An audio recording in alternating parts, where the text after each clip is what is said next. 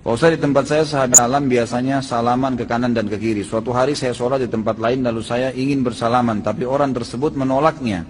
Apa hukumnya Ustaz? Ya sebenarnya benar. Orang yang menolak untuk salaman sama Anda itu sebenarnya justru yang paham. Nah memang tidak boleh salaman secara khusus habis sholat ya. Kecuali memang kita ada hajat. Misal teman kita di sebelah atau kita memang mau kenalan sama dia siapa namanya gitu nggak apa-apa. Tapi kalau habis salam dijadikan sebagai paket, bahkan banyak orang belum zikir sudah langsung salaman. Dianggap itu bagian daripada rangkaian sholat dan zikirnya, ini nggak boleh. Karena tidak pernah Nabi SAW bersalaman khusus habis sholat dengan para sahabat. Jadikan sebagai program gitu kan. Apalagi sampai berdiri baca salawat semuanya keliling, ini nggak pernah ada sunnahnya. Gitu kan. Kita bukan bicara masalah salamannya. Salaman adalah ibadah, tapi meletakkan salaman sebagai paket habis sholat kita harus tahu kiai kita kerjain nggak Nabi Muhammad SAW. Anda selesai menunaikan sholat, Anda salam, Assalamualaikum warahmatullah. Assalamualaikum warahmatullah. Dalil dan contoh ada. Apa itu? Begitu selesai, Quran surah keempat ayat 103. فَإِذَا قَضَيْتُمُ الصَّلَاةَ فَاذْكُرُوا اللَّهَ. Maka jika Anda tuntas mengerjakan sholat, berzikirlah kepada Allah. Hadis Muslim hadis 593. Astaghfirullah, astaghfirullah, astaghfirullah. Setelah itu lanjutkan Allahumma antas salam, minkas salam, tabarakta ya dzal jalali wal ikram, dan seterusnya sampai 597. Jadi setelah salat adalah zikir. Astaghfirullah, astaghfirullah, astaghfirullah. Allahumma antas salam. Selanjutnya berdoa dan seterusnya. Baik. Assalamualaikum warahmatullah. Assalamualaikum warahmatullah. Tiba-tiba tangan disodorkan untuk salaman. Kanan dan kiri. Boleh tidak? Boleh tidak?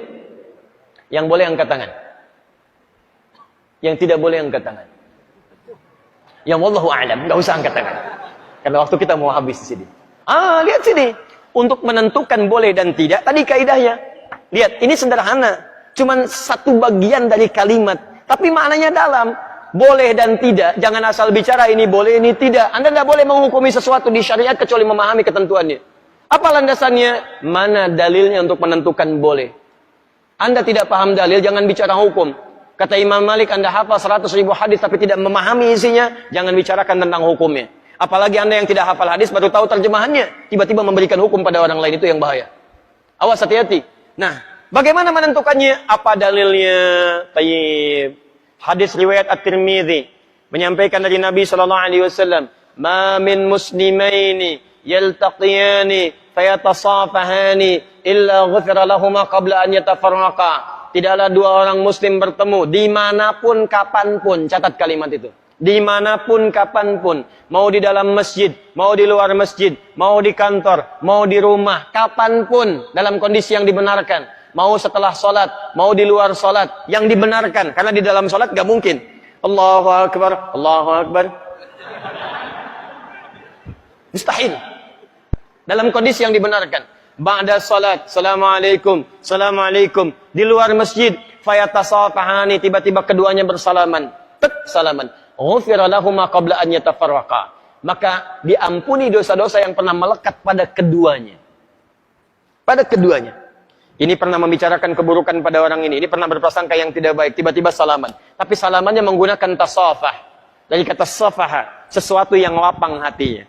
Jadi ketika bersalaman itu ada kelapangan dalam hati. Masya Allah, salaman. Maafkan Pak ya, kalau selama ini ada yang khilaf, saya juga sama. Jadi lapang suasana hati. Itu begitu belum lepas ini, digugurkan dosa-dosa yang pernah melekat di antara keduanya. Ingat kalimatnya itu tajam, bukan salaman biasa. Kalau cuman begini, satu nengok ke barat, satu ke timur, masyriq wal maghrib, nambah dosa. Apa kabar? Baik. Satu dosa, yang ini dosa. Jadi begitu Anda salaman, fayatasafahani, lapang hati, ghufira lahuma qabla an yatafarraqa, turun ampunan Allah pada keduanya sebelum dia berpisah. Begitu berpisah, sudah tidak membawa dosa di antara keduanya.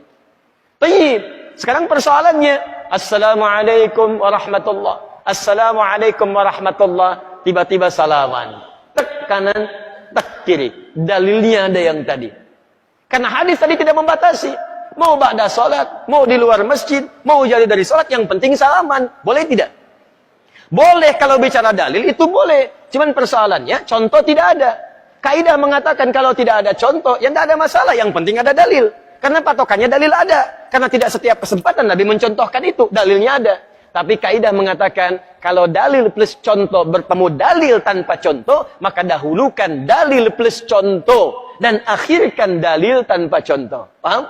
Di begitu assalamualaikum warahmatullah. Assalamualaikum warahmatullah, Anda zikir terlebih dahulu. Astaghfirullah, astaghfirullah, astaghfirullah. Allahumma antas salam, minkas salam, tabarakta ya dzal jalali dan ikram. Selesai. Assalamualaikum akhi. Assalamualaikum akhi. Masya Allah. Taqabbalallahu minna wa minkum. Assalamualaikum.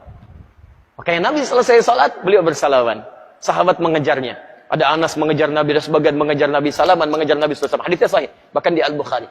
Paham ya? Jadi tidak ada masalah teman-teman sekalian, tapi kita paham fikih prioritas.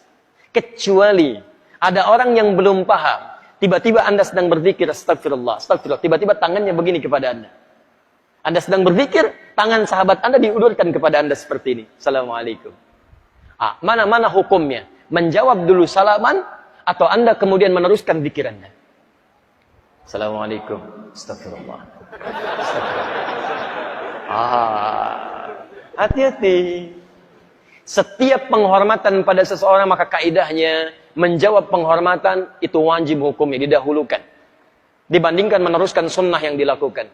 Menyampaikan salam, sunnah. Menjawab salam, wajib hukumnya. An-Nisa ayat 86. Fa idza hayyitum bi tahiyyatin fahayyu bi ahsana minha wa radduha.